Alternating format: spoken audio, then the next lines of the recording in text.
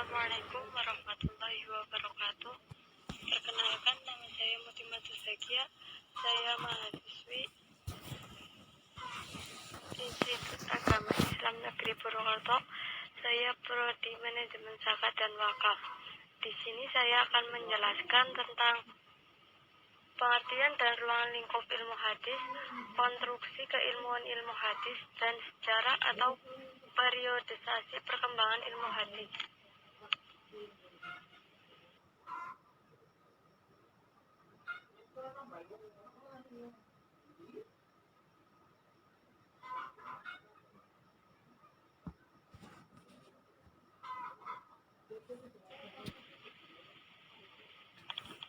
Yang pertama, pengertian ilmu hadis. Ilmu hadis, kata ulum al-hadis berasal dari bahasa Arab, terdiri dari kata ulum dan al-hadis. Kata ulum merupakan bentuk jamak dari ilmu yang secara etimologis berarti ilmu-ilmu. Menurut makna al-Qasan, ulum merupakan bentuk jamak dari ilmu yang berarti al-fahmu wa al-idrok, berarti paham dan menguasai. Kemudian kata tersebut berubah menjadi permasalahan beraneka ragam yang disusun secara ilmiah. Sedangkan hadis menurut bahasa berarti al-jadid, yang baru, lalu dijamakan menjadi al-hadis karena menyalahi kias.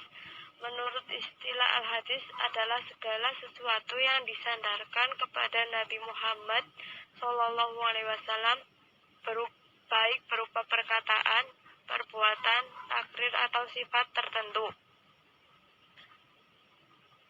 Ruang lingkup ilmu hadis. Ruang lingkup ilmu hadis adalah al-ihwal hadis dalam kriteria kauliyah, fi'liyah, takririah, dan kauniyah Nabi itu sendiri. Periwayatan hadis harus terdapat 4 unsur, yaitu rawi, sanad atau takrir, matan, dan rijaul hadis.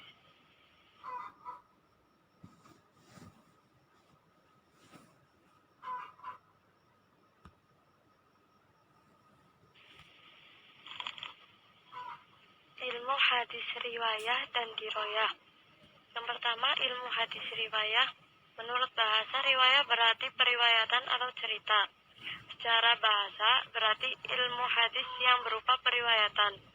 Menurut istilah, ilmu riwayah adalah ilmu yang mempelajari tentang periwayatan secara teliti dan berhati-hati bagi segala sesuatu yang disandarkan kepada Nabi, baik berupa perkataan, perbuatan, persetujuan, dan sifat, serta segala sesuatu yang disandarkan kepada sahabat dan tabi'in.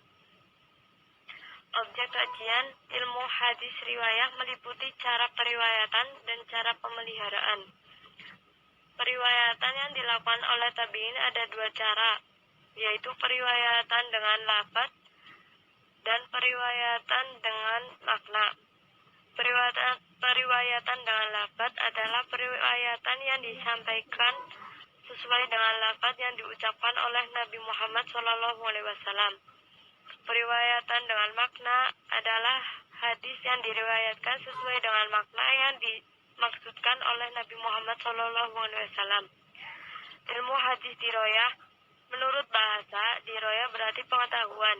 Ilmu diroyah adalah ilmu pengetahuan tentang rawi dan diriwayatkan atau sanad dan matanya, baik berupa dengan pengetahuan tentang syarat-syarat dan pengetahuan macam-macam atau hukum-hukumnya.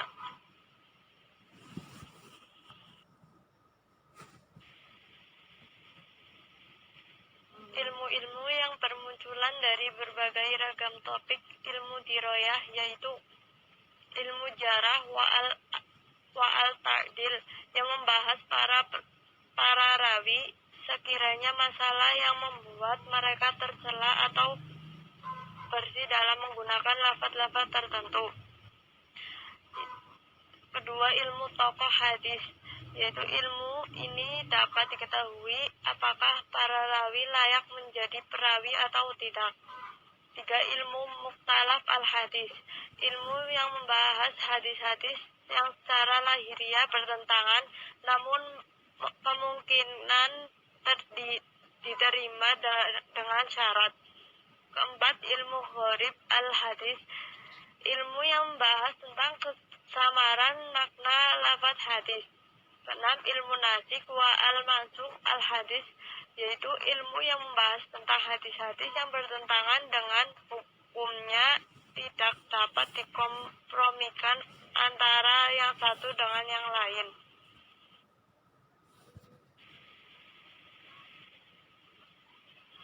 Periodisasi perkembangan hadis. Secara perkembangan hadis pada periode pertama dimulai pada masa al-wahyi wa al-takwin. Masa ini merupakan masa wahyu turun dari Nabi Muhammad SAW. Pada masa ini pusat studi hadis masih berpusat kepada Nabi Muhammad SAW.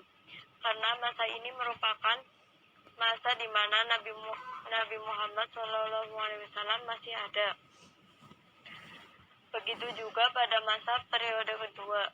Periode ini tergolong pada masa sahabat. Pengertian tentang sahabat atau batasan tentang sahabat menjadi perdebatan para ulama. Adapun yang memberikan batasan sempit yakni sahabat khusus menjadi periwayatan hadis. Ada juga yang mempunyai kecenderungan mengartikan sahabat sebagai yang bergaul dengan Nabi Muhammad SAW walaupun tidak meriwayatkan hadis.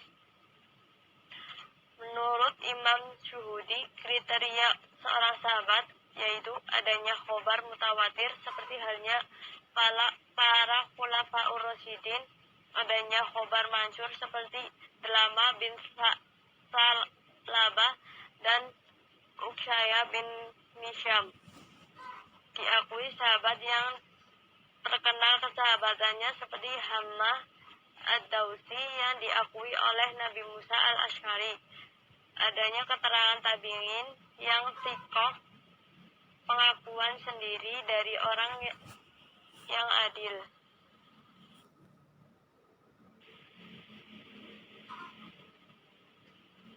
Masa periode ketiga. Masa ini merupakan masa setelah Nabi wafat.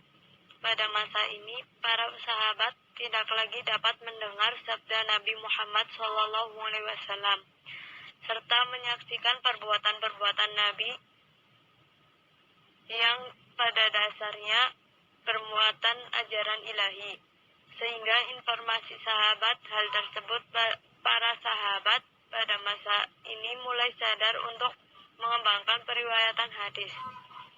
Bahkan sahabat rela mengorbankan jiwa dan raganya untuk menegakkan Islam. Memasuki periode keempat, di mana pada masa ini tergolong pada masa sahabat Khulafaur Rasyidin. Perkembangan pada masa ini hadis masih terbatas, karena sahabat masih fokus pada penyebaran Al-Quran. Pada masa pasca Khulafaur Rasyidin, hadis sudah berkembang ke beberapa wilayah kekuasaan Islam, seperti Madinah, Mekah, Kufah, Basrah, Syam, hingga Mesir. Para tabi'in mulai untuk memperluas hadis di beberapa tempat, sehingga penyebaran hadis pada masa ini sudah signifikasi. Bahkan pada masa puncaknya terjadi pada Khalifah Umar bin Abdul Aziz tahun 99 sampai 100 Hijriah. Masa dinasti Bani Umayyah, di mana masa ini merupakan pengkodifikasi hadis. Latar belakang Khalifah Umar bin Abdul Aziz dalam pengkodifikasi hadis disebabkan rasa kekhawatiran beliau akan hilangnya hadis. Karena pada masa itu keadaan generasi penerus tidak menaruh perhatian besar terhadap hadis.